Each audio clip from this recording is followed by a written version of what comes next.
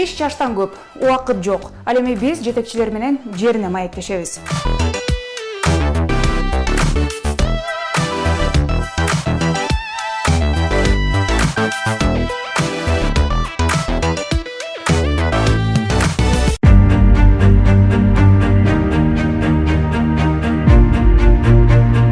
Ушу материалдык жактан көз каранды болуп калса дагы соттордо жана коррупциялык иш-аракеттер көбөйүп кетет экен. Сот реформасын жүргүзүп аяктадык десек биз жаңылышкан болобуз. Кулак мурду кесилген келин боюнча билесиздер. Ошол боюнча дагы сотторго көптөгөн дооматтар коюлду. Роботтор ошол ишти сотко даярдайт экен да.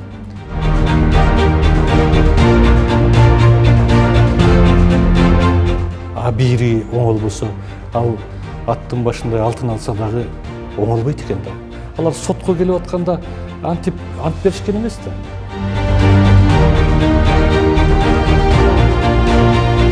Контейнердин ичинде отурган соттор бар экен да.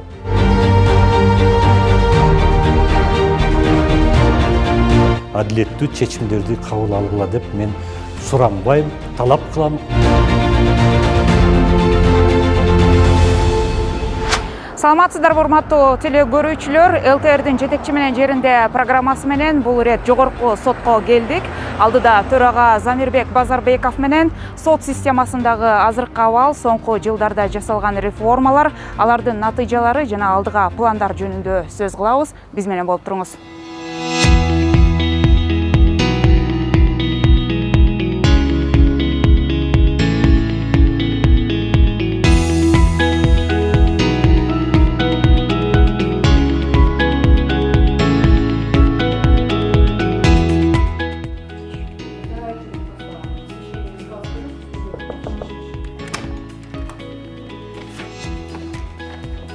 Саламатсызбы? Уруксат бизге. Башсызбы? ЛТР каналынан келдик. Жетекчи менен жеринде программасы менен сизге интервью алдык.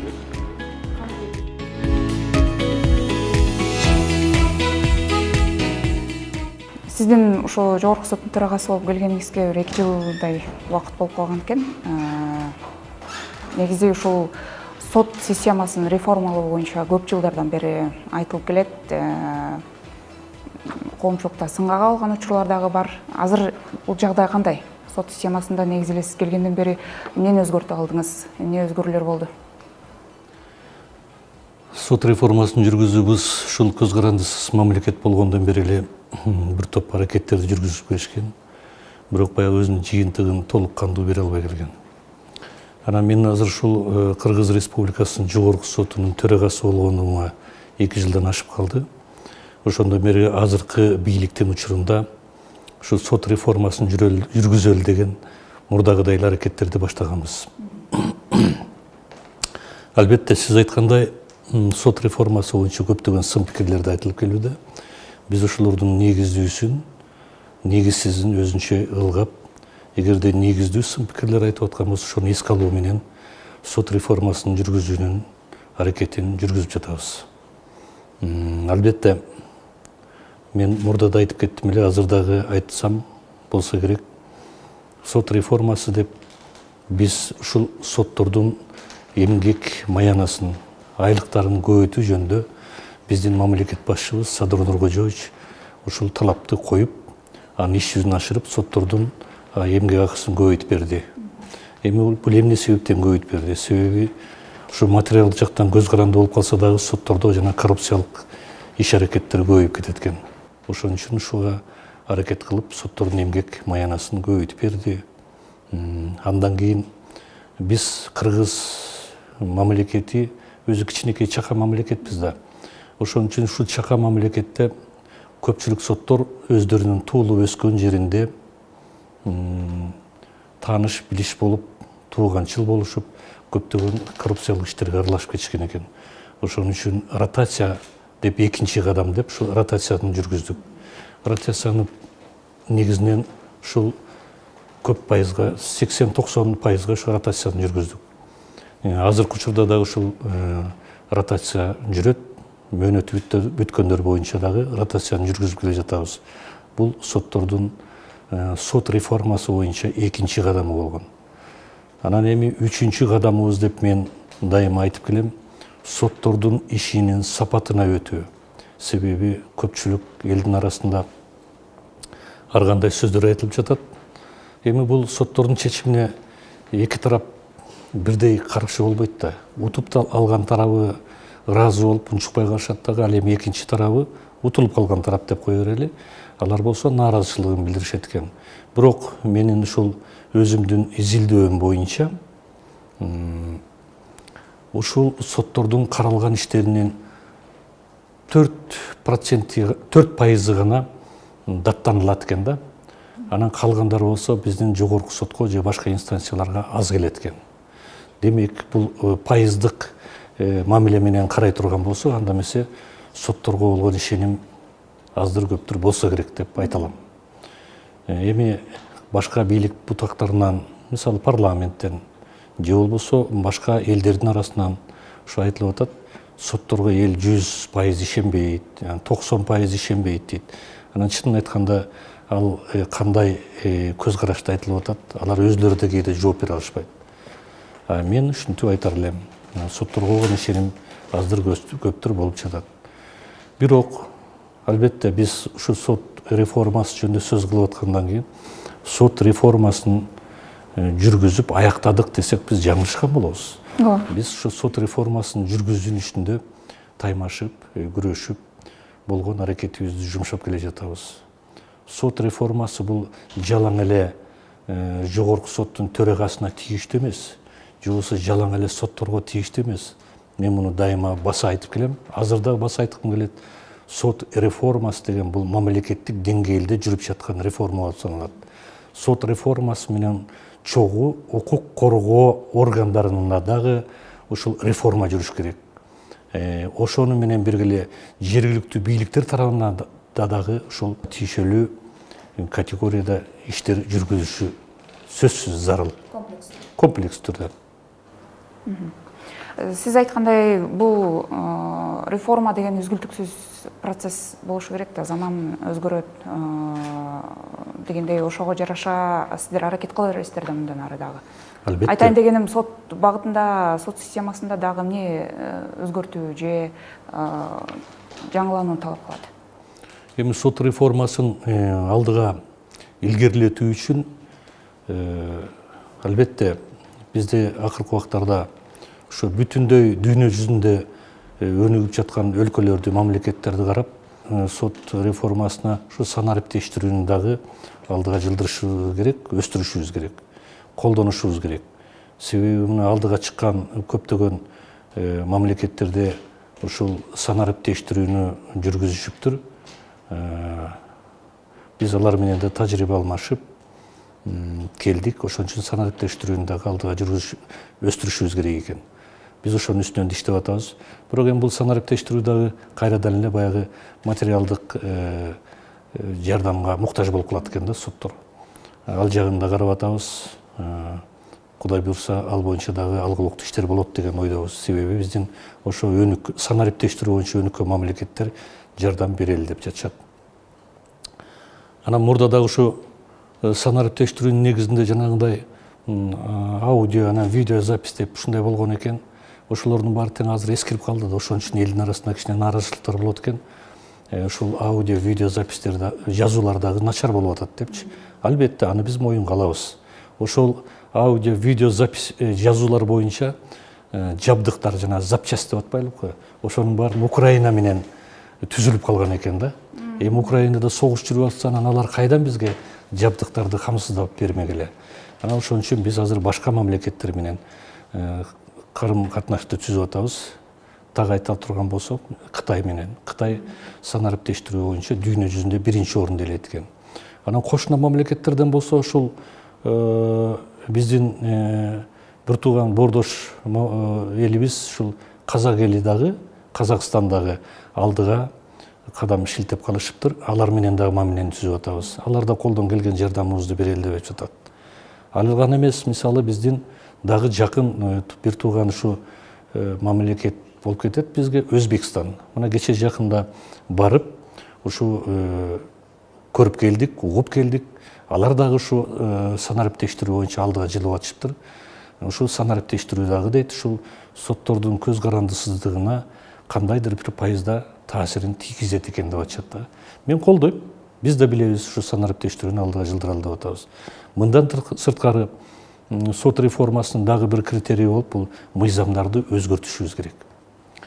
Биз мыйзамдарды өзгөртпөй калтырып койсок, анда коомчулукка туура эмес терс таасир тийип калат экен да соттор боюнча.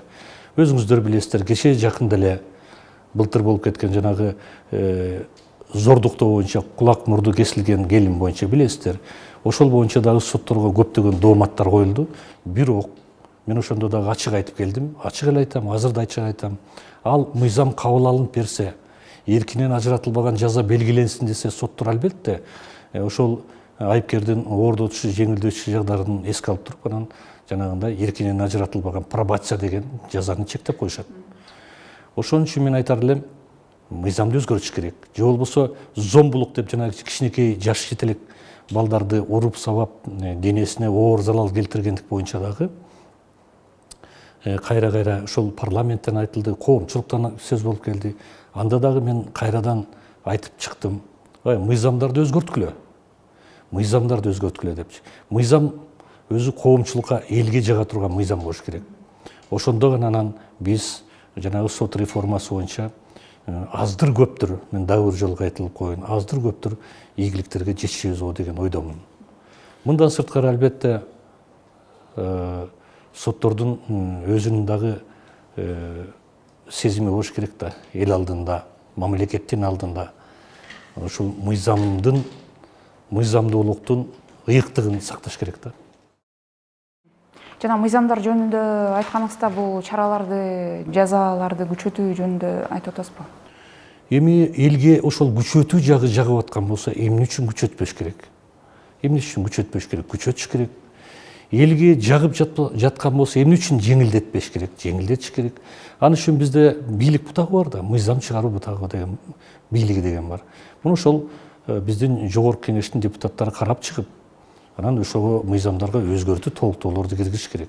Мен дайыма айтып келем, мыйзам эгерде элге жакпаса, элдин нааразычылыгын туудуруп аткан болсо, анда өзгөртүүгө жатат. Же болбосо жаңы мыйзамды кабыл алганга жатат. Мен муну ачык эле айтам. Жана санариптештирүү боюнча айтпадыңызбы? Бул деле эми заман талабына жараша азыр технология мүнөт санап өсүп аткандыгына байланыштуу бул дагы үзгүлтүксүз процесс болууга тийиш. Сот системасындагы санариптештирүү деп биз эмнени түшүнүшүбүз керек? Ошо сиз айткан аудио, видео жазуулар делеби же башка дагы жагдайлар? Негизи эле кандай абал? Эми санариптештирүү деген ошол эле жана жогоруда айтып аткан, эми бул эң эле жөнөкөйлөштүргөн жагы да мынча санариптештирүүнүн. Жанагы үн жазуу, анан видео жазуу деп атпайлыкпы? Мына ушулардан баштап анан соттордун жанагы иш материалдары келип атпайбы? Мына ушулардын баары электрондук вариантта болуш керек экен да. Биз башка мамлекеттерден көрдүк. Ошол иштердин баардыгы тең автоматташтырылган түрдө электрондук вариантта сотторго келип түшөт экен. Ага эч ким да кийлигише албайт. Ошол эле жана сакталып жаткан иш материалдары дагычы, баардык граждандык, уголовный жана башка. Ушулардын баардыгы тең электронный архив болот экен да булардачы. Биздикиндей болуп анын баары самсалатып, үстүнөн тамчы аккан суунун үстүндө сактабай, анын баардыгы тең мына бул компьютердин ичинде сакталат экен. Кичинекей эле бир кутушчанын ичинде сакталып калат. Мына ошого окшогон көптөгөн критерийлер бар санариптештирүүнүн. Анан санариптештирүү деп жана искусственный интеллект деп атат. Анча-мынча мындай иштерди роботтор кабыл алат экен. Роботтор ошол ишти сотко даярдайт экен да. Эми анан кээ бир жерлерде болсо мамлекеттерде ошо роботтор чечимди кабыл алып коет экен. Соттор болсо дейт, эч кандай иш кылбай эле дейт, ошо роботторго берип коет экен дагы, анан кайсы жерде эс алып атабы, же эс албай жүрөбү, көчөдө жүрөбү, ошол через робот аркылуу чечимдерди кабыл алып коюшат экен. Бирок мунун оң жана терс таасирлери болот экен да. Ошол эле өнүгүп жаткан Кытай мамлекети айтат, эгерде биз адамдын тагдырын мүлктүк же болбосо эрктик тагдырларын ошол роботко тапшырып койсок, анда бул туура эмес болуп калат деп алар моюндарына алып атышат да. Биз ошон үчүн биз сот жыйынын процессин ачык бет маңдай отуруп жүргүзөбүз дейт. Бардыгын эле роботко тапшырбайбыз дейт. Анан кээ бир Европа мамлекеттеринде бар экен, роботко тапшырып коет экен. Чыгыш мамлекеттеринде бар экен ушундай. Эми ала элдин дагы менталитети, мүнөзү башка болсо керек да. Эми бул адам фактору жок деген. Ошондой болуп калат экен да. Анан эми роботко эле тапшырып койгонду мен деле бардыгын тапшырып койгонго макул эмес. Мүмкүн жанагындай кабыл алуу иш материалдарын даярдык көрүү, мына ушул жагынан мүмкүн искусственный интеллект керектир. Бирок ага эмес, биз андан башка санариптештирүүнүн жолун издеп атабыз. Башкаларына жетишип алалы, анан калганына жетишебиз. Ар бирибиз өзүбүздүн кандай деңгээлде бизде азыр? Бизде ошол санариптештирүүнүн жүргүзүүнүн баштапкы деңгээлинде жүрүп атабыз. Баштапкы деңгээлинде. Жанагы аудио, үн жазуу, анан видео жазуу деп атпайлыбы? Ошолордун баары тең эскирип калыптыр да. Азыр болсо сиз айткандай дүйнө жүзүндө алдыга өтүп атат да, улам эскилерин ыргытып коюп атат. Таштандыга ыргыткандай эле ыргытып коюп атышат. Анан биз болсо жетишпей калып атабыз да ошогочу. Ошон үчүн биз аларга жетиш үчүн көптөгөн эмгекти талап кылат, күрөштөрдү талап кылат. Анын үчүн мамлекетибиз дагы колдоо көрсөтүш керек. Албетте, мамлекет тарабынан да колдоо көрсөтүлүп жатат. Коррупция менен күрөш бизде соңку жылдарда бир аеосуз жүрүп атат деп айтсак деле болсо керек. Сиздердин тармакта бул маселе элдин көкөйүнө көп таштайт деген маселе. Кандай күрөшүп атасыз ушу коррупция менен? Жогоруда сиз элементтерин айттыңыз. Айлык акы, санариптештирүү, ошол эле ротация маселеси, мында сырткары дагы кандай аракеттер жүрүп атат? Моюнга алышыбыз керек. Коррупцияга аралашкан, кылмышка аралашкан сотторубуз жок деп айта албайм. Бар. Алар ушул канча убакыттан бери иштеп жатышкан соттор бар. Мына ошолордун үстүнөн биз өзүбүз дагы аракетибизди жүргүзүп, алар менен күрөшүп, коррупцияга аралашкан соттордун үстүнөн кылмыш ишин козготуп, же болбосо өз каалоолору менен кетирип жатабыз. Биз өзүбүздүн сот тутумунда тазаланбасак болбойт экен. Ошон үчүн биз алар менен өзүбүздүн ичибизде да күрөшүп жатабыз. Укук коргоо органдардын аракети менен дагы күрөшүп, тазаланууга аракетибизди жүргүзүп жатабыз. Өзүңүздөр билесиздер, бизде көптөгөн соттор, судьялар кетишти. Алардын баары тең ушу соттор кеңеши деп коебуз. Биздин ушу соттор кеңешибизге жөнөтөбүз. Ошол жерде макулдук берилет, ошол жерден каралып, анан кылмыш козгогонго, кылмыш жоопкерчиликке тартканга, же болбосо кылмыш кызмат ордунан кеткенге алар ошо чечимдерди кабыл алып беришет. Булар абдан көп. Ошол эле жалаң эле жумуштан кеткен, же болбосо кылмыш иш козголуу менен чектелген жокпуз. Алардын үстүнөн жана тартиптик иш жоопкерчиликтерин да карап атабыз. Көбү сөгүш алышат, эскертүү алышат, жана башка. Коррупциялык көрүнүш жалаң эле соттордо эмес, ошол эле башка органдарда да болуп жатканын көрүп жатасыздар.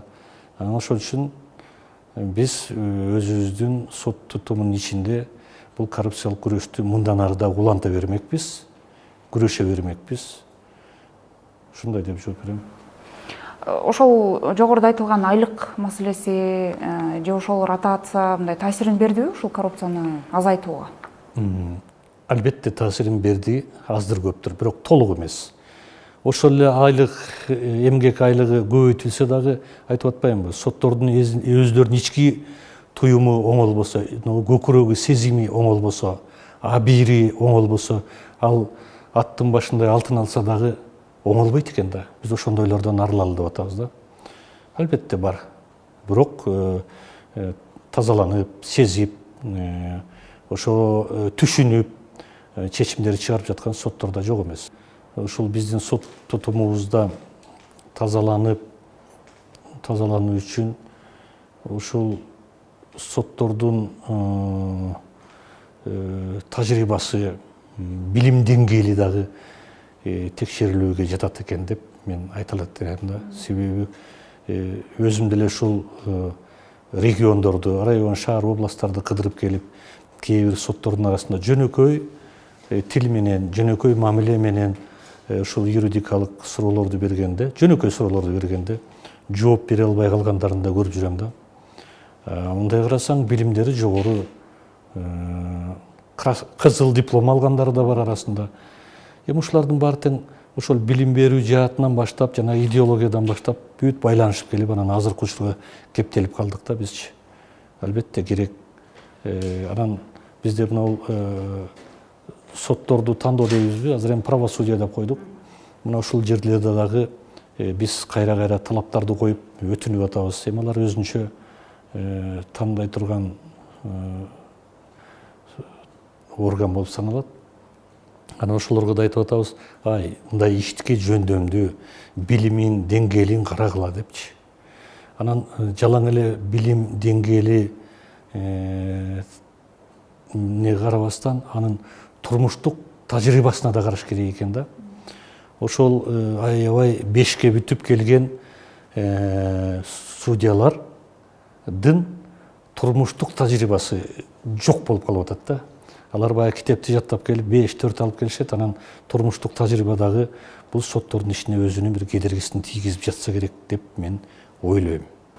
Жана ротация ыкмасы бул ошол коррупцияны азайтуу максатында элеби же башка дагы натыйжаларды көргөзтүбү? Бул соттордун көз карандысыздыгына биринчиден, экинчиден ошол соттордун чыгарып жаткан чечимдеринин мыйзамдуу дейбиз, негиздүү, адилеттүү болуш үчүн ушундай кылдык. Себеби өз жеринде, эми өзүнүн районунда иштеп аткан судьяны өзүңүз билесиз, эми жакын туугандар болот экен, пенде экен да алар дагычы. Анан келет экен, алар да ортого түшөт экен. Же болбосо кошуна райондордон келип алышат экен, анан алар эмне кылат? Ошолордун айтканына көнүп, анан ошолордун майда чүйдө берген бир ыплас иштерин аралашып, чечимдерди кабыл алып коет экен да. Ошон үчүн ротацияны жүргүздүк да. Мына азыркы учурда мына мен мактангым да келбейт, аларды жамандагым да келбейт, бирок бир топ ыраазычылык каттар келип атканын билем менчи. Түндүктөн түштүккө барган соттор иштеп жатышыптыр, ыраазычылык каттар көп келе баштады. Анан эми түштүктөн түндүккө келген кесиптештерибиз бар. Алардын арасында дагы мындай ыраазычылык каттар бар. Кытайдын бир философтор айткан, Лао Цзи, по-моему, акылдуу адам дейт, өзүнүн кемчилигин оңдоо үстүндө иштейт дейт. Ал эми аңкоо адам дейт, өзүнүн кемчилигин оңдоодон коркот дейт да.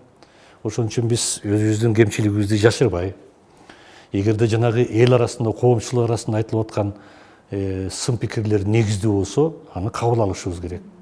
Анан өзүңүздөр билесиздер, сын пикирди да кабыл алууну үйрөнүшүбүз керек экен. Сын пикирди кабыл алуу дагы өтө оор экен. Аны үйрөнүшүбүз керек. Ушунун үстүнөн иштеп жатабыз. Кемчилигибиз да бар, ийгилигибиз да бар. Эми ийгилик жөнүндө мен көп деле айта элекмин. Ал эми кемчилигибиз жөнүндө мен айтып келем. Ушул жерде дагы бир коррупциялык иштерге жол берилип калды деп коомчулукта айтылган нерсе бар да. Сиздерде катталдыбы ушундай нерсе? Башка жакка барбаш үчүн, өзүнүн ордунда калуу үчүн ушундай коррупциялык жолдорго барган. Эми мындай өзүнүн жеринде калуу үчүн аракеттери көп жүргүзүшөт буларчы. Ортого көптөгөн кишилерди салып да жүрүшөт.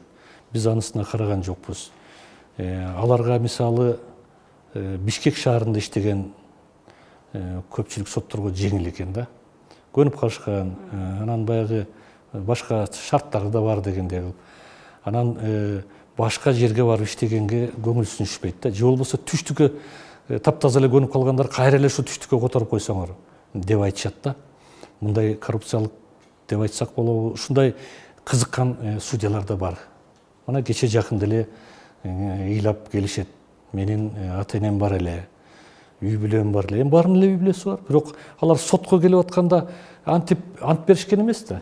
Мен сөзсүз түрдө ушул түштүктө гана иштеймин депчи.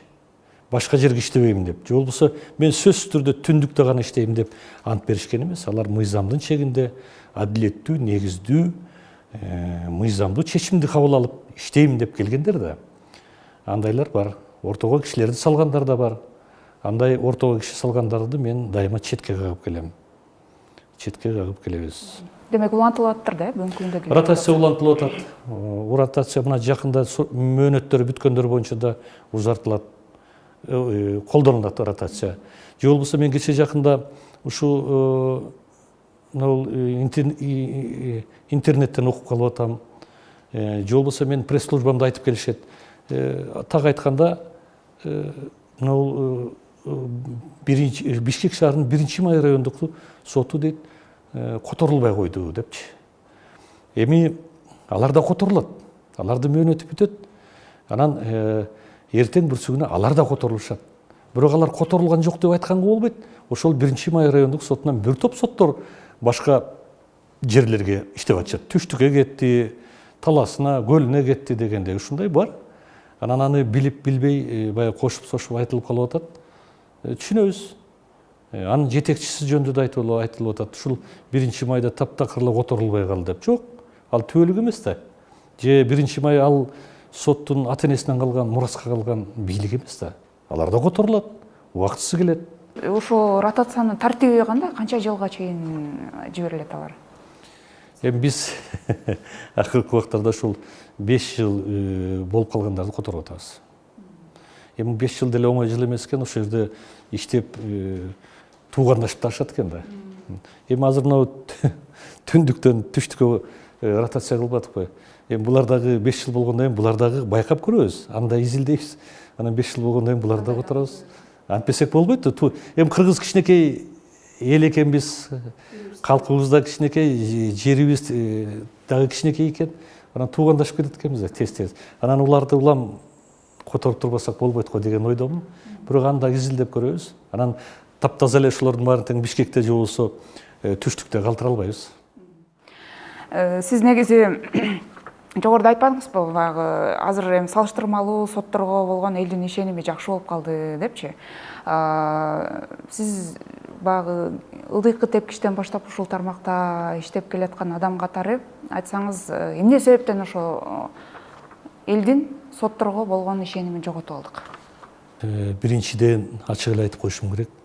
Ошо илгертен эле баягы тыйын тыпырга кызыгып, адилетсиз өкүм чечимдерди кабыл алган, коррупцияга аралашкан соттордун иш аракеттеринин натыйжасында болду. Экинчиден болсо, азыркы учурда болсо, бул соттор өкүм чечимдерди Кыргыз Республикасынын атынан кабыл алышат. Анан ошо Кыргыз Республикасынын атынан кабыл алынган өкүмдөрдүн мыйзамдуулугуна, негиздүүлүгүнө, адилеттүүлүгүнө карашпастан, юридикалык жактан түшүнбөстөн, соттордун чечимине баш ийбестен, тартипсиздиктен да болуп жатат. Албетте бул элдин баардыгын тең ушундай негизде болуп жатат деп айткым келбейт. Сын пикирди кабыл алганды да үйрөнүшүбүз керек. Баалаганды билишибиз керек да сын пикирди. Анан экинчи тарап болсо сындаганды да үйрөнүш керек. Сындайт деген ушул экен деп эле өзүңүздөр көрүп атпайсыздарбы? Аянтчага чыгып, же болбосо соттордун ичинде тепкилеп, кыйкырып, өкүрүп, ыплас сөздөр менен сөгүнүп жаткан сотторго сөгүнүп жаткан адамдарды да көрүп жатабыз. Бул эмне дегендик? Бул туура эмес да. Өзүңүздөр көрүп жатасыздар. Ошол сот жүрүп жатса, жанагы процессте кыйкырып,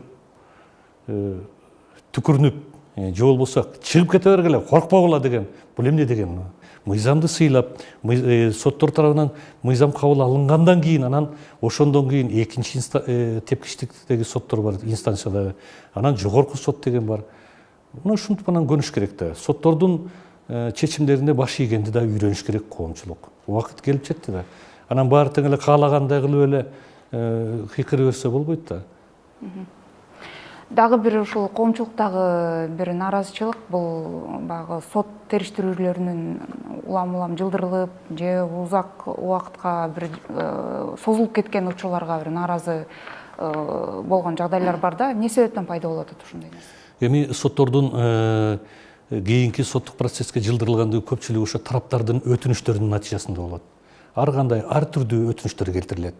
Ал өтүнүштөр негиздүү болуп кала турган болсо, ошого жараша ар кандай экспертизаларды, ар түрдүү экспертизаларды дайындашат. Анан экспертизанын корутундусу келгиче күтүшөт да булар. Экспертизалардын корутундулары 4 ай, 5 ай керек болсо жылдап калгандарын мен угуп атам менчи. Мен ошон үчүн жана айтып атканым ошол да, сот реформасы жалаң эле сотторго тиешелүү эмес болчу. Баардыгына ошол эксперттерге да тиешелүү. Анан кээ бир учурларда ар кандай өтүнүчтөр келтирилет, кошумча күбөлөрдү чакыргыла дейт. Же болбосо ооруп калган күндөрү болот, кээ бир тараптардын ооруп калса ал эмне кылабыз? Мыйзамда ошентип көрсөтүлгөн экен, больница ооруканада жатса кантип сот процессин жүргүзөбүз? Токтотуп коюшат. Ошон үчүн соттор улам созулуп кетет. Бирок акыркы убактарда ошол негизсиз узартылып жаткан иштер боюнча биз катуу талаптарды коюп жатабыз. Өзүңүз билесиз, өзүңүздөр билсеңиздер керек, соттордун кылмыш иштери боюнча же болбосо граждандык иштер боюнча мөөнөттөрү бар да, 1 ай, 2 ай дегенчи. Анан ага карабай узартылып кетет. Бирок жүйөлүү себептер менен узартылып жаткан болсо, жүйөлүү себептер боюнча кийинки күндөргө калтырылып жаткан болсо, эмне үчүн биз макул болбошубуз керек, болушубуз керек. Контролдоп туруу мүмкүнчүлүгү бар. Көзөмөлгө алынып жатат булардын баары тең көзөмөлгө алынып, алардын үстүнөн дагы ошол ар бир райондун, областтын жетекчилерине айтып жатабыз, ошо сунуштарды бергиле. Ошо соттор кеңешине барып, ошо тик каралып, негизсиз узартылып жаткан болсо, негизсиз кийинкиге калтырылып жаткан болсо, тартиптик чара колдонуш керек. Жогоруда сиз айткандай, баягы коомдогу соңку учурда ошо резонанс жараткан окуялар боюнча судьялар пресс-конференцияларды берип жатышат да. Бул кандай натыйжасын берди? Эми бул дагы кээ бир коомчулуктарыбыздын нааразы болуп жаткандары негиздүү. Анткени кээ бир кесиптештерибиз, судьяларыбыз чечим чыгарганда ошо чечимдин мазмунун, маанисин түшүндүрбөй коюшат экен да. Бул мыйзамда каралган тартип, бирок ушул тартипти да бузуп койгон судьяларыбыз бар. Анан өтө резонанстуу иштер боюнча биз коомчулук билсин деп, бүтүндөй коомчулук билсин, өзүңүздөргө окшогон жалпыга маалымат каражаттары да билсин деп, биз өзүбүздө ушул өзүбүздүн имаратыбыздын ичинде атайын иш бөлмөсүн ачып койгонбуз. Залын ачканбыз. Ошол жерге бүт журналисттерди чакырабыз, тараптарды чакырабыз. Түшүнбөй калсаңар мындай болгон экен деп чечим кабыл алган соттор өздөрү түшүндүрүп беришет. Бул дагы өзүнүн натыйжасын берип жатат. Ачык айкындуулук болуп жатат бул жагынан. Биз дайыма чакырабыз. Ошол эле депутаттар тарабынан да сөз болуп кеткен болсо, депутаттарды чакырып атабыз. Келгиле айланайындар. Мына эки тарап турат. Бүтүндөй массалык маалымат жалпыга маалымат каражаттары турат. Мына ушулардын катышуусунда силер уккула. Эмне себептен ошол парламенттин трибунасына нааразычылык билдиргенсиңер, ошонун негиздүүлүгүн силер да айткыла деп ачык айкындуулук болуп жатат. Өзүнүн натыйжасын да берип жатат. Жакшы натыйжасын берип атат десем мен жаңылышпайм. Демек бул азыр коом, сиз айткандай, коом талап кылып аткан нерсе болуп атат да, ошол коомдун талабына жараша иш аракет кылуу демек жакшы натыйжа берет деп айтсак болот. Албетте, коомго жаксын, коомчулуктун сотторго болгон ишеними аздыр көптүр артсын деген максатта жүргүзүп жатабыз. Буга чейин сиздер эки адилеттик сот адилеттик үйүн ачтыңыздар да. Максаты кандай, анан негизи эле ушул соттордун баягы материалдык техникалык базасын чыңдоодо жасалып аткан иштер. Эми соттордун материалдык техникалык жактан чыңдоосуна биздин мамлекет тарабынан, мамлекет башчыбыз тарабынан өзгөчө көңүл бурулуп жатат. Биздин тарыхыбызда биринчи жолу ошол сот тутуму түзүлгөндөн бери, эгемендүүлүктү алгандан бери, же болбосо СССРдин убагынан бери элечи, бул сот адилеттик үйү деген жок болчу. Ошондой сот адилеттик үйүн биринчи жолу биздин Ысык областында ачтык. Ошол сот адилеттик үйүндө баардык соттор ошол жерге жайгашкан. Ошол областтык соттон баштап биринчи инстанциядагы соттор, шаардык соттор, райондук соттор, административдик соттор, сот аткаруучулар, анан сот приставдары деп атабыз. Ушулардын баардыгы тең ошонун ичине жайгашты. Баардык ичинде. Бул биринчиден соттордун ишине шарт түзүп берүү гана эмес, коомчулукка шарт түзүп берүү, элге шарт түзүп берүү болуп саналат. Абдан өзүнүн ийгилигин көрсөтүп жатат ошол. Ошонун эле ичинде жанагындай мамлекеттик жыйым деп коюшат го, сотторго төлөнүчү. Ошонун ичинде автоматтар бар. Ошол жерден эле төлөп, ошол жерден эле тапшырышат.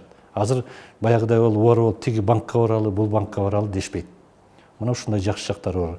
Анан баягы биринчи инстанциялар сотторуна чечимине даттанса, алар баягыдай бол почта менен салып, акча төлөп, анан ызылдашып поштадан эрте келди, кеч келди деген жок. Биринчи этаж болсо, экинчи этажга көтөрүлүп тапшырып коюшат. Экинчи этаждан анан жанагындай чечимдер кабылданат. Жалал Абад областында түзүлдү. Ушундай шарттары менен. Кече жакында эле бизде ушул эл аралык уюмдар тарабынан келишип, кызыгышып ушулар. Алар да кызыгышып, ошол жерде өздөрүнүн окууларын өткөзүп келишти. Жалал Абадта. Анан ушундай сот адилеттик үйүн биз Ошто ачалы деп атабыз. Эми Ош областы абдан чоң област да. Ошто ачалы деп азыркы учурда ушу тендер жүргүзүүнүн үстүндө жүрүп атат. Ага дагы биз ушу мамлекет башчыбыздын кийлигишүүсү менен, талабы менен алынып берди бир имарат. Аны да оңдоп түзөбүз. Анан жаңы имараттарды салынып жатат. Мисалы Кара Суу району бул Кыргызстандагы эң чоң район экен.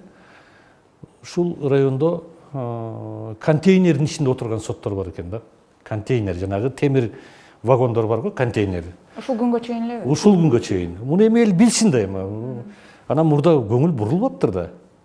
Анан соттор эмне кылат? Анан коррупцияга аралашыптыр, башкасына аралашыптыр, өз билген иштерин кылып калышкан экен да. Анан ал жерде дагы азыр жаңы имарат курулуп жатат. Кудай бурса деп атабыз, быйыл болбосо дагы эмдиги жылы бүтүп калат. Жаңы имарат түзүлүп атат. Биз соттордо жаңы имарат курулуп аткан аз эле санда. Эми аны түшүнүп жатасыздар да. Ал эми соттордун өзүнүн имараты жок, бала бакчанын бир бурчунда иш карашчы экен. Мына Каракөл шаары, Жалал Абад областында. Аны элдин баары көргөн. Анан ал жерде деле коомчулук ушуга көңүл буруп койсо, жакшы болот эле да. Анан кечке эле ой жок дей бербей, коомчулук да колдосун да. Мүмкүнчүлүктөр болсо, анан ошол жерде тиги патологу, тиги шыбагы түшүп кеткен ичинде туалети, жанагы ажатканасы аралашкан жерде отуруш экен ушундай болот. Темир тозуп коюшуптур, темир тор. Нар жакта кичинекей балдар ойноп жүрөт, кыйкырышыпчы. Мына ушундай өзлөрүнүн балансында эмес, ал дагычы. Ал дагы ошол жергиликтүү бийликтин менчигинде экен да. Биздин менчигибизде эч нерсе жок экен. Каракөл шаардык сотунда. Мына кече жакында дагы ушул бир эски бир курулушчулардын имаратын алып, аны да оңдоп түзөп киргиздик. Же болбосо мына биздин курорттук аймак болуп эсептелинет Чолпон Ата, Ысык Көл районунда. Базардын жанына эптеп-септеп бир имаратты салып коюшуптур. Эми базар деген базар да аралашып калышыптыр. Базары дагы, башкасы да аралашып калыптыр. Анан аларга дагы ушу мамлекет башчыбыздын жардамы менен, ачык эле айтыш керек, жардамы менен мурдагы төрөт үй экен, кийин болсо жаратылышты коргоо министрлигине тийген экен. Эми ал жерде азыраак сандагы кызматкерлер иштешкен, аны дагы бизге алып берди. Аны дагы оңдоп түзөп кирип алдык. Же болбосо алайда кичинекей бир жеке менчик үй болгон экен мурда. Ошол жерде иштечү экен да, эмгек кылышчу экен. Ал жерде дагы бир мекеменин эски имаратын алып, аны дагы оңдоп түзөп, кече жакшынакай бир имараттын ичине киргизип келдик, ачып келдик. Ушундай иш-чаралар көп болуп жатат. Таш көмүр шаарында өзлөрүнүн имараты жок болчу, менчигинде эч нерсеси жок. Ал жерде дагы азыр 2 кабаттуу, ал жерде дагы ушу жаңы имаратты салып жатышат. Ушул элеби же алыс аймактарда көппү мындай? Бул аймактарында болуп жатат. Бар. Сиз эми ушул жогорку соттун төрагасы катары Кыргызстан атынан баягы иш сапарлар менен көп чет өлкөлөргө чыгып жүрөсүз да. Биз жогоруда айтып атпайбызбы, баягы элдин ишеними, өзүнүн элинин сотторго болгон ишеними жөнүндө. Сиздин баягы чет өлкөлүк башка ошол эле коңшу өлкөлөрдөгү сиздин кесиптештер, биздин система, соттордун иши боюнча кандай пикирде? Негизи кандай кызматташтык жүргүзөсүздөр? Эми мен жогоруда кыскача айтып кеттим эле, азыр айта турган болсом, менин биринчи эле иш сапарым ушул мамиле түзөлдү деп ушул Казакстан менен болду. Ачык эле айтыш керек, биз ушул боордош бир тууган калкыбыз мамлекеттеги ийгиликтүү иштеринен тажрыйба алышыбыз керек да. Андан кийин башка Европа мамлекеттеринде болдум. алардын чакыруулары менен алардыкын көрүп келдим. Эми Европа мамлекетиндеги сот тутумундагы иш башкаруучулук, иш жүргүзүү башкача. Биздин системага, биздин тутумга туура келбей калат экен. Бирок ошондой болсо да алардын баягы жакшы, ийгиликтүү жактарын алып өзүбүзгө колдонолу деген аракеттебиз. Мисалы кечээ жакында эле Кытайга барып келдик. Кытай жана сан ариптештирүү менен биринчи орунда деп атабыз. Буну дагы ушул биздин жергиликтүү Кытайдын элчилиги тарабынан колдоосу менен, анан ошо Кытай эл республикасынын жогорку сотунун колдоосу менен мен барып мамиле түзүп, алар жөнөтүштү өзлөрүнүн кесипкөй адамдарын. Алар келип текшерип кетишип, алар да айтып атат, ушу сан ариптештирүү боюнча биз жардамыбызды берели, финансы жагын чечип атабыз дейт. Бул дагы абдан жакшы. Анан аларды көрүп биздин Европа мамлекеттеринен дагы айтып атышат жардам берели деп. Жардам бергиле деп атабыз. Биз силердин саясатыңардан тышкарыбыз. Европа болосуңарбы, Орто Азия болобу, же болбосо Россия, Белоруссия болобу, биз жакшы мамиледе болушубуз керек депчи. Россия, Белоруссия менен да абдан жакшы мамиледебиз. Алар менен да ушу меморандум түзүлгөн. Бизде карым-катнаш өтө тыгыз байланышта. Алар бизди, мына Россия мамлекети Петербургка, Москвага жана башка мамлекет шаарларына окууга чакырып атышат.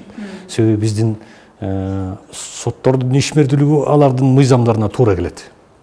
Алар менен дагы байланышып жатабыз. Ушул жылдын сентябрь айларында өзүбүздүн 100 жылдыкты өткөзөлү деп атабыз. Ошон үчүн биз Европадан дагы, чыгыш мамлекеттеринен дагы, Орто Азиядан бардыгын чакырып атабыз. Антпесек болбойт, байланышта болушубуз керек. Тажрыйба алышуу, бири-бирибизден тажрыйба алышуу абдан тыгыз мамиледе жүрүп жатат. Жогоруда реформа жөнүндө айтып атканда, мындан ары кандай эмнелерди жасаш керек ошо сот системасы үчүн деген азын-аулак токтолдуңуз, бирок дагы да болсо ошо пландарыңыз жөнүндө сурайын деп атам да, келечекке. Эмне жасайын деп атасыз? Кыска убакытка, алыскы убакытка? Келечекте мен өзүм чыдамсыздык менен күтүп жатам азыркы учурда. Биздин көптөгөн жана кодекс мыйзамдарыбызга өзгөртүү толуктоолор кирсин деп мен айтып кетпедимби? Бир-эки жолу айттым, азыр үчүнчү жолду айтып атам. Соттордогу укугу бар ушу мыйзамдарга өзгөртүү толуктоо киргизгенге. Дегенден биз биринчилерден болуп киргизгенбиз. Мен ошол биринчилерден болуп киргизген өзгөртүү толуктоолор азыркы учурда президенттин администрациясында каралып жатат. Президентибиздин буйругу менен комиссия түзүлгөн, жумушчу топ түзүлгөн. Мына ошолор карап атышат.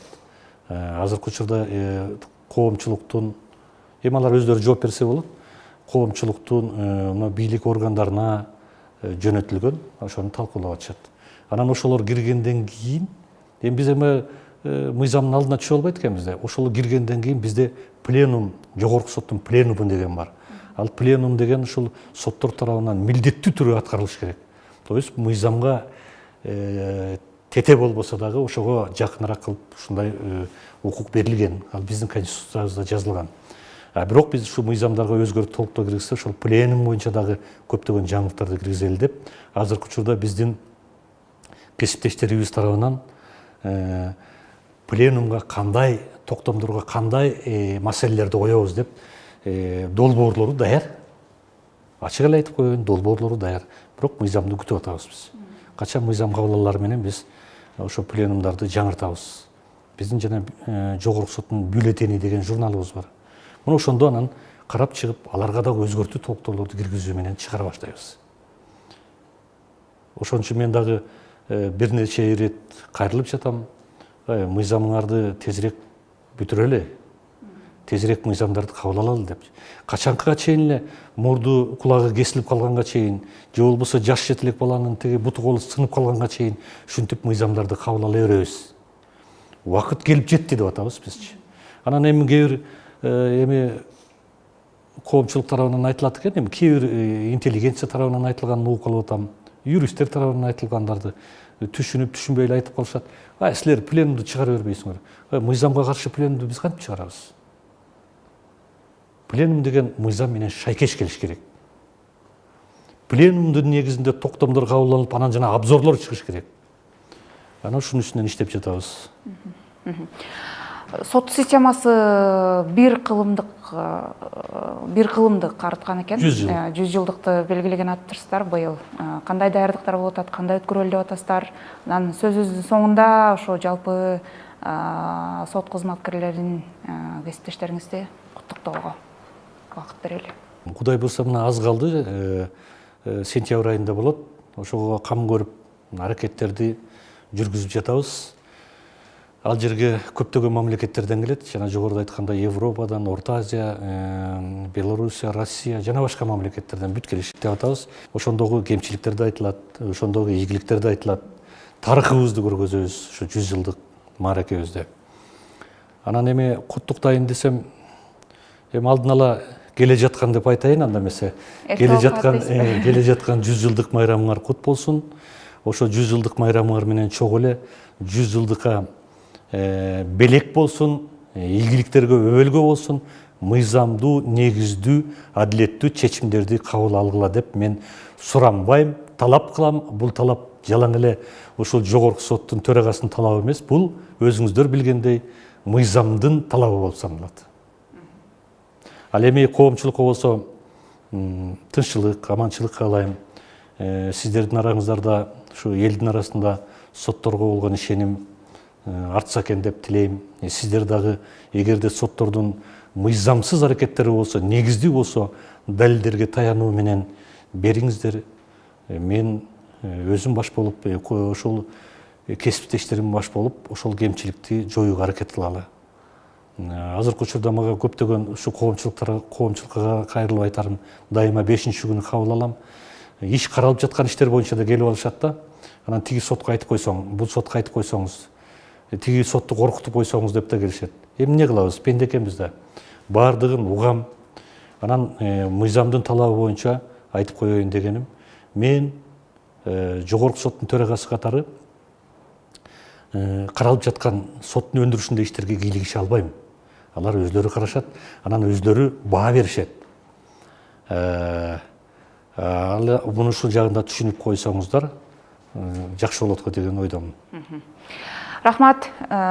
Бизди дагы учурдан пайдаланып, сиз баштаган ушу сот кызматкерлерин 100 жылдык мааракеңиздер менен куттуктайбыз.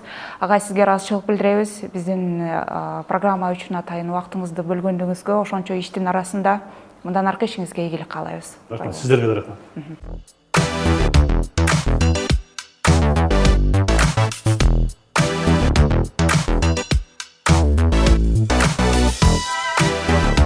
Иш жаштан көп, убакыт жок. Ал эми биз жетекчилер менен жерине маектешебиз.